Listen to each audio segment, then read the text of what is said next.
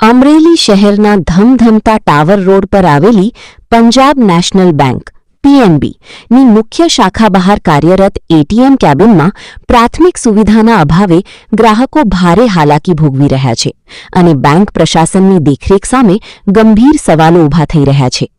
ચારેય બાજુથી પેક અને અત્યંત સાંકડી જગ્યામાં બનાવવામાં આવેલી આ એટીએમ કેબિનમાં સ્થાપિત એર કન્ડિશનર એસી બંધ હાલતમાં પડ્યું હોવાથી અંદર પ્રવેશતા જ ગ્રાહકોને અસહ્ય બફારા અને ગૂંગળામણનો સામનો કરવો પડે છે।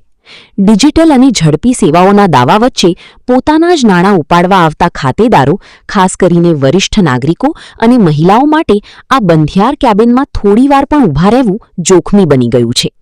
એક તરફ ગ્રાહકો પાસેથી વિવિધ બેન્કિંગ ચાર્જીસ વસૂલવામાં આવે છે, ત્યારે બીજી તરફ જાહેર સેવા આપતા એટીએમ સેન્ટર પર ન્યૂનતમ વેન્ટિલેશન કે એસી જેવી મૂળભૂત સુવિધા પણ કાર્યરત ન રહેતા સ્થાનિક ગ્રાહક વર્ગમાં ઉગ્ર રોષ ભભૂકી રહ્યો છે। શું બેંકના સ્થાનિક બ્રાન્ચ મેનેજર કે સંબંધિત સર્વિસ મેનેજમેન્ટનું ધ્યાન આ સમસ્યા પર નથી પડતું કે પછી જાણી જોઈને ઉપેક્ષા કરવામાં આવી રહી છે તેવો વેધક પ્રશ્ન ખાતેદારો ઉઠાવી રહ્યા છે। સંવેદનશીલતા દાખવીને પીએનબીનું ઉચ્ચ વહીવટી તંત્ર આ બાબતની તાત્કાલિક ગંભીર નોંધ લઈ બંધ પડેલું એસી યુદ્ધના ધોરણે શરૂ કરાવી અને સુવિધાઓ સુનિશ્ચિત કરે તેવી લોકમાંગ પ્રબળ બની છે। રિપોર્ટર મૌલિક દોશી, અમરેલી।